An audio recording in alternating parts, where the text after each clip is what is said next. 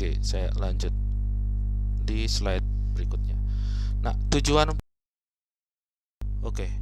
Nah, selanjutnya kita akan coba bahas sekilas terkait dengan pengertian beberapa hal terkait dengan mata kuliah ASG. Nah, ASG analisis sinyal geofisika. Ya, pertama kita berhubungan dengan sinyal. Nah, sinyal itu di sini konteks pembicaraannya berkaitan dengan sinyal adalah suatu fungsi yang membawa suatu informasi ya. Jadi ini nanti ada beberapa pointer atau catatan yang sudah disiapkan untuk kita bisa pelajari. Saya coba ambil dari beberapa referensi atau buku teks. Nah, karena mungkin saya melihatnya mungkin dari beberapa buku teks itu ada beberapa catatan yang baik untuk untuk bisa kita gunakan. Jadi saya coba tulis saja di slide dan kita coba bacakan kata-kata yang mungkin akan membantu pemahaman konsep. Jadi di sini konteksnya sinyal adalah suatu fungsi yang membawa suatu informasi, umumnya berupa keadaan atau sifat dari suatu sistem. Nah, kan ini penjelasan dari sinyal menyangkut dengan sistem. Nah, mungkin nanti kita akan coba bahas sistemnya di pertemuan selanjutnya kalau hari ini tidak mencukupi. Nah, kalau misalkan kita lihat mata kuliah yang lain, hubungannya kalau kita belajar di kalkulus atau matematika di tingkat 1 atau TPB, atau mungkin belajar di teori potensial. Nah, itu biasanya berhubungan dengan bahasa ini ya, fungsi sinyal continuous begitu, atau fungsi analog begitu, fungsi yang menerus. Kemudian kalau di teori potensial biasanya disebutnya istilahnya tuh medan ya kan, medan geofisika begitu. Nah, di sini kita nanti akan melihat klasifikasi sinyal juga untuk pembahasan di ASG. Ya, secara umum sinyal ini adalah suatu fungsi ya. Sinyal sebagai suatu fungsi dapat direpresentasikan secara matematis. Nah, ini kan dapat direpresentasikan secara matematis dengan satu variabel atau lebih. Nah, biasanya variabelnya itu bisa variabel terhadap waktu, time begitu, atau terhadap jarak, space atau spasial. Nah, kalau kita di geofisika biasanya berhubungan dengan itu. Contohnya misalkan kalau kita berhubungan dengan rekaman data seismik, nah biasanya itu ada variabel itunya adalah selain jarak juga ada waktu. Kalau misalkan berhubungan dengan observasi, contohnya misalkan gravity atau magnetik atau mungkin geolistrik, itu berhubungan dengan spasial atau jarak, dimensi jarak gitu. Oke. Nah, pengertian yang lain mungkin di nama mata kuliah kita berkaitan dengan analisis ya, analisis sinyal geofisika. Sinyalnya sudah, sekarang kita masuk di bagian sinyal. Bagian analisis. Oke, analisis di sini konteks yang kita bahas adalah berkaitan dengan processing atau pengolahan data. Jadi secara umum itu adalah suatu operasi yang dilakukan terhadap sinyal untuk mendapatkan informasi yang diperlukan atau informasi yang berguna. Sedangkan untuk processing atau pengolahan data, ini biasanya pada saat ini sangat mudah dibantu dengan menggunakan komputer digital atau hardware digital. Tentu saja situ nanti juga ada bahasa pemrograman yang biasanya berhubungan dengan software ya. Nah, digital secara umum adalah sesuatu yang umumnya menggunakan digits atau angka-angka. Jadi secara umum nanti kita mencoba melihat satu persatu perlahan-lahan ya berkaitan dengan komputasi yang sederhana sampai agak menengah begitu. Karena mungkin kalau komputasi yang lebih kompleks mungkin nanti kita butuh bahasa pemrograman. Nah, makanya tadi disinggung juga untuk bahasa pemrograman.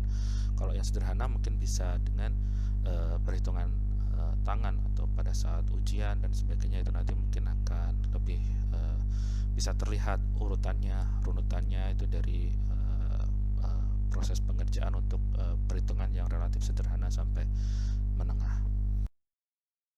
Pembahasan tadi kita yang belum itu berkaitan dengan sinyal geofisika. Sinyal tadi sudah. Nah, kalau sinyal geofisika secara umum ini adalah suatu fungsi dalam ruang atau waktu. Jadi tadi sudah digambarkan juga kalau fungsi dalam ruang itu space atau spasial begitu, atau waktu dan atau waktu juga bisa, yang menggambarkan sifat fisika dari bumi.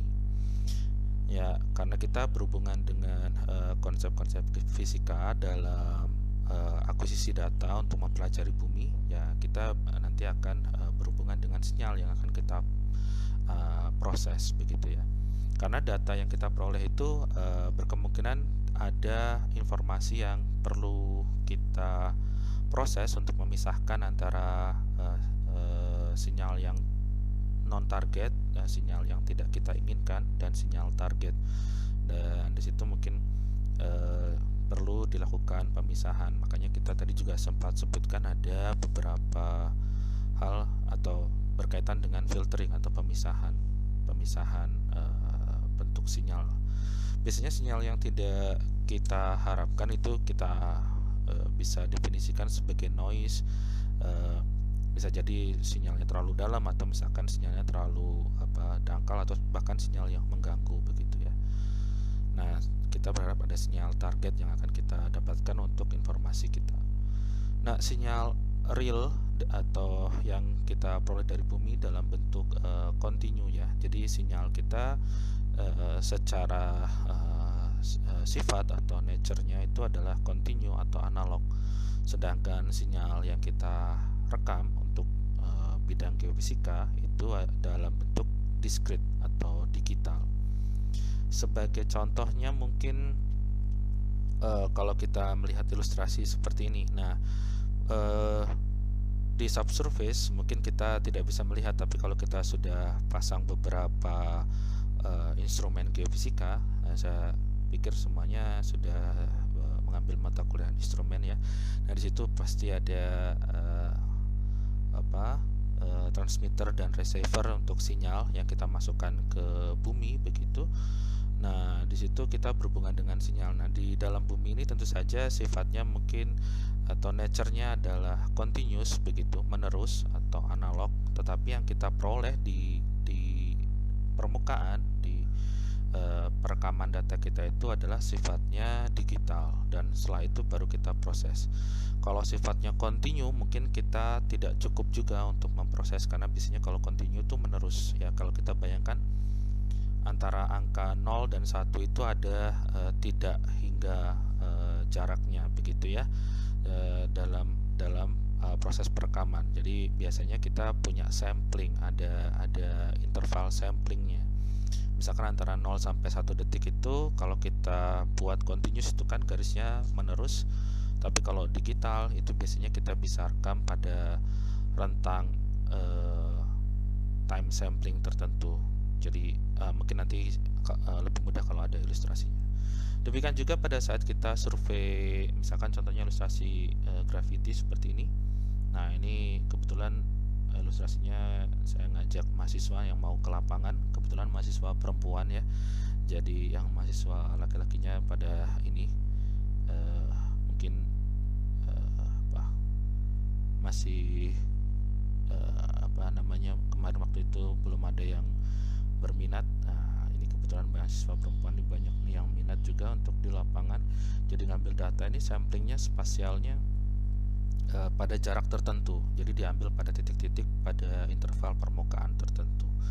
Jadi kalau realnya sinyalnya itu bentuknya biasanya menerus. Artinya kalau kita ambil sampling pada jarak atau posisi dimanapun, itu nanti kita akan mendapatkan respons atau data respons bacaan dari alat kita. Oke, jadi sinyal geofisika itu berkaitan dengan sifat dari bumi, geo, dengan menggunakan prinsip fisika untuk survei atau data survei kita.